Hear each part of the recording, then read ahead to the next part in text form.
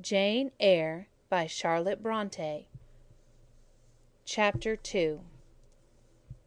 I resisted all the way, a new thing for me, and a circumstance which greatly strengthened the bad opinion Bessie and Miss Abbot were disposed to entertain of me. The fact is, I was a trifle beside myself, or rather out of myself, as the French would say. I was conscious that a moment's mutiny had already rendered me liable to strange penalties, and like any other rebel slave, I felt resolved in my desperation to go all lengths. "Hold her at arms, Miss Abbot, she's like a mad cat." "For shame, for shame!" cried the lady's maid.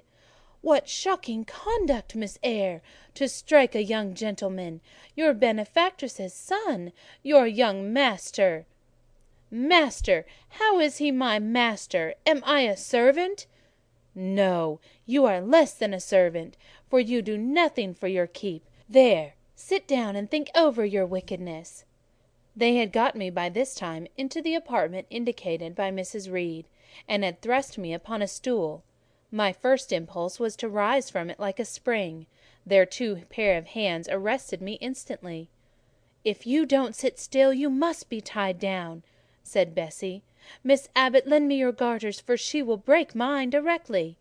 Miss Abbot turned to divest a stout leg of the necessary ligature. This preparation for bonds, and the additional ignominy it inferred, took a little of the excitement out of me. "Don't take them off," I cried. "I will not stir."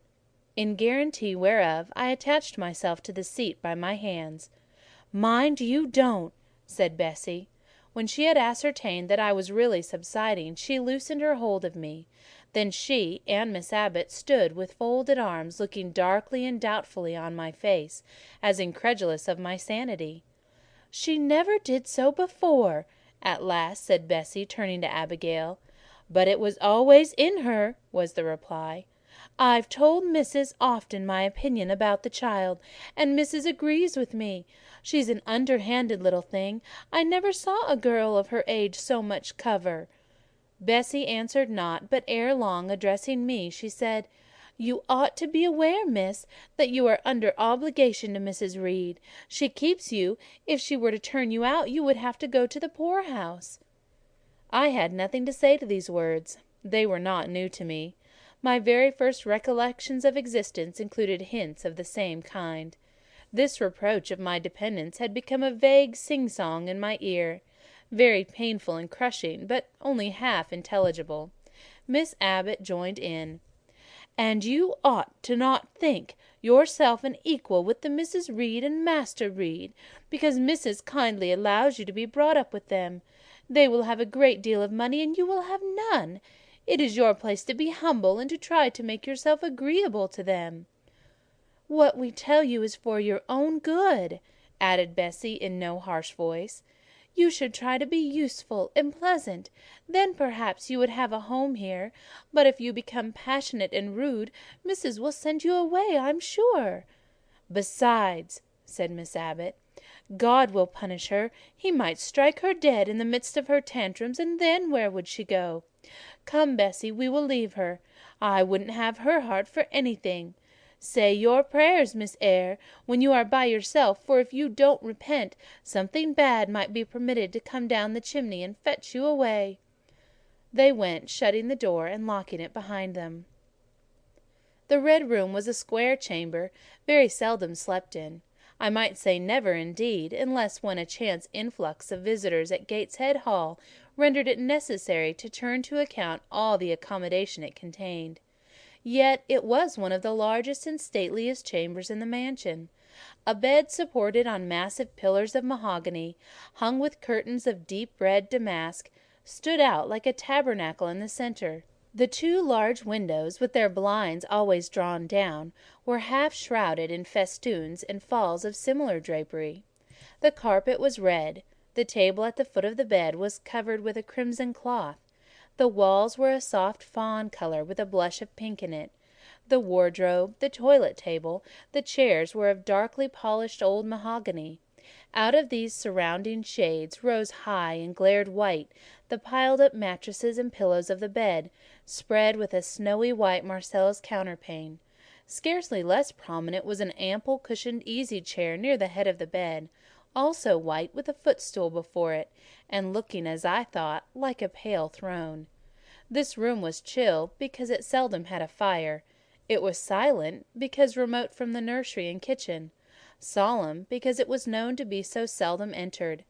The housemaid alone came here on Saturdays, to wipe from the mirrors and the furniture a week's quiet dust; and Mrs. Reed herself, at far intervals, visited it to review the contents of a certain secret drawer in the wardrobe, where were stored divers parchments, her jewelled casket, and a miniature of her deceased husband; and in those last words lies the secret of the Red Room, the spell which kept it so lonely in spite of its grandeur.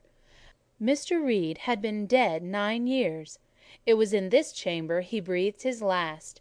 Here he lay in state, hence his coffin was borne by the undertaker's men, and since that day, in a sense of dreary consecration, had guarded it from frequent intrusion. My seat, to which Bessie and the bitter Miss Abbot had left me riveted, was a low ottoman near the marble chimney-piece. The bed rose before me; to my right hand there was a high dark wardrobe, with subdued broken reflections varying the gloss of its panels. To my left were the muffled windows; a great looking-glass between them repeated the vacant majesty of the bed and room. I was not quite sure whether they had locked the door, and when I dared move, I got up and went to see. Alas, yes! no jail was ever more secure. Returning, I had to cross before the looking-glass. My fascinated glance involuntarily explored the depth it revealed. All looked colder and darker in that visionary hollow than in reality; and the strange little figure there gazing at me, with a white face and arms speckled the gloom, and the glittering eye of fear moving where all else was still, had the effect of a real spirit. I thought it like one of those tiny phantoms, half fairy, half imp, in Bessie's evening stories, represented as coming out of lone ferny dells in the moors, and appearing before the eyes of belated travellers. I returned to my stool. Superstition was with me at that moment, but it was not yet her hour for complete victory. My blood was still warm. The mood of the revolted slave was still bracing me with its bitter vigour. I had to stem a rapid rush of retrospective thought before I quailed to the dismal present. All John Reed's violent tyrannies, and all his sister's proud indifference, all his mother's aversion, all the servants' partiality, turned up in my disturbed mind like a dark deposit in a turbid well. Why was I always suffering, always browbeaten, always accused, for ever condemned? Why could I never please? Why is it useless to try and win anyone's favour? Eliza, who was headstrong and selfish, was respected. Georgiana, who had a spoiled temper, a very acrid spite, a captious and insolent carriage, was universally indulged. Her beauty, her pink cheeks, and golden curls seemed to give delight to all who looked at her, and to purchase indemnity for every fault. John no one thwarted, much less punished.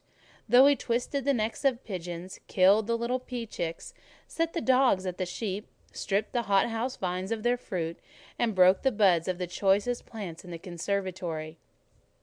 He called his mother old girl too; sometimes reviled her for her dark skin similar to his own; bluntly disregarded her wishes, not unfrequently tore and spoiled her silk attire, and he was still her own darling.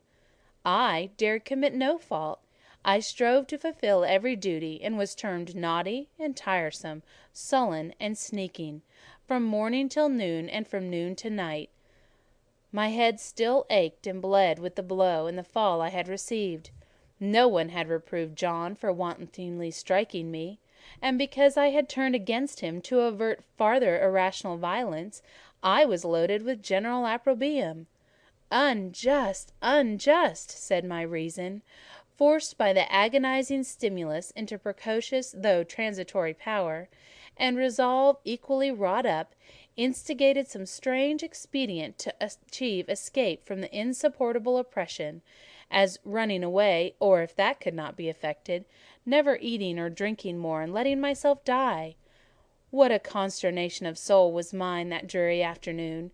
how all my brain was in a tumult, and all my heart in insurrection. Yet in what darkness, what dense ignorance was the mental battle fought! I could not answer the ceaseless inward question why I thus suffered now. At the distance of how many years, I see it clearly. I was a discord at Gateshead Hall. I was like nobody there. I had nothing in harmony with Mrs. Reed or her children, or her chosen vassalage. If they did not love me in fact as little as I did love them, they were not bound to regard with affection a thing that could not sympathise with one amongst them, a heterogeneous thing opposed to them in temperament, in capacity, in propensities, a useless thing, incapable of serving their interests or adding to their pleasure, a noxious thing, cherishing the germs of indignation at their treatment, of contempt of their judgment. I know that had I been a sanguine, brilliant, careless, exacting, handsome, romping child, though equally dependent and friendless, Mrs. Reed would have endured my presence much more complacently. Her children would have entertained me more with the cordiality of fellow-feeling. The servants would have been less prone to make me the scapegoat of the nursery. Daylight began to forsake the red room. It was past 4 o'clock, and the beclouded afternoon was tending to a drear twilight. I heard the rain still beating continuously on the staircase window, and the wind howling in the grove behind the hall. I grew by degrees cold as stone, and then my courage sank. My habitual mood of humiliation, self-doubt, forlorn depression, fell damp on the embers of my decaying ear. All said I was wicked, and perhaps I might be so. What thought I had been but just conceiving of starving myself to death? That certainly was a crime. And was I fit to die? Or was the vault under the chancel of Gateshead Church an inviting bourne? In such vault, I had been told, did Mr. Reed lie buried, and led by this thought to recall his idea, I dwelt on it with gathering dread. I could not remember him, but I knew that he was my own uncle, my mother's brother, that he had taken me, when I was a parentless infant, to his house, and that in his last moments he had required a promise of Mrs. Reed, that she would rear and maintain me as one of her own children. Mrs. Reed probably considered that she had kept this promise, and so she had, I dare say, as well as her nature would permit her. But how could she really like an interloper not of her race, and unconnected with her, after her husband's death by any tie? It must have been most irksome to find herself bound by a hard-wrung pledge to stand in the stead of a parent to a strange child she could not love, and to see an uncongenial alien permanently intruded on her own family group. A singular notion dawned upon me. I doubted not, never doubted, that if Mr. Reed had been alive, he would have treated me kindly. And now I sat looking at the white bed, the overshadowed walls, occasionally also turning a fascinated eye toward the gleaming mirror. I began to recall what I had heard of dead men troubled in their graves, by the violation of their last wishes, revisited the earth to punish the perjured and avenge the oppressed, and I thought Mr. Reed's spirit, harassed by the wrongs of his sister's child, might quit its abode, whether in the church vault or in the unknown world of the departed, and rise before me in this chamber. I wiped my tears and hushed my sobs, fearful lest any sign of violent grief might waken a preternatural voice to comfort me, or elicit from the gloom some hallowed face bending over me with strange pity. This idea, consolatory in theory, I felt would be terrible if realized. With all my might I endeavoured to stifle it. I endeavoured to be firm. Shaking my hair from my eyes, I lifted my head and tried to look boldly around the dark room. At this moment a light gleamed on the wall. Was it, I asked myself, a ray from the moon penetrating some aperture in the blind? No, moonlight was still, and this stirred. While I gazed, it glided up to the ceiling and quivered over my head. I can now conjecture readily that this streak of light was in all likelihood a gleam from a lantern carried by someone across the lawn. But then, prepared as my mind was for horror, shaken as my nerves were by agitation, I thought the swift darting beam was a herald of some coming vision from another world. Oh, my heart beat thick, my head grew hot, A sound filled my ears which I deemed the rushing of wings. Something seemed near me. I was oppressed, suffocated. Endurance broke down. I rushed to the door and shook the lock in desperate effort. Steps came running from the outer passage. The key turned. Bessie and Abbot entered. "Miss Eyre, are you ill?" said Bessie. "What a dreadful noise! It quite went through me!" exclaimed Abbot. "Take me out! Let me go to the nursery!" was my cry. "What for? Are you hurt? Have you seen something?" again demanded Bessie. "Oh, I saw a light, and I thought a ghost would come." I had now got hold of Bessie's hand, and she did not snatch it from me. "She has screamed on purpose," declared Abbot, in some disgust. "And what a scream! If she had been in great pain, one would have excused it; but she only wanted to bring us all here. I know her naughty tricks." "What is all this?" demanded another voice peremptorily; and Mrs. Reed came along the corridor, her cap flying wide, her gown rustling stormily. "Abbot, Bessie, I believe I gave orders that Jane Eyre should be left in the Red Room till I came to her myself."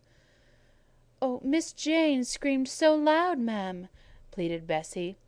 "Let her go," was the only answer. "Loose Bessie's hand, child. You cannot succeed in getting out by these means, be assured.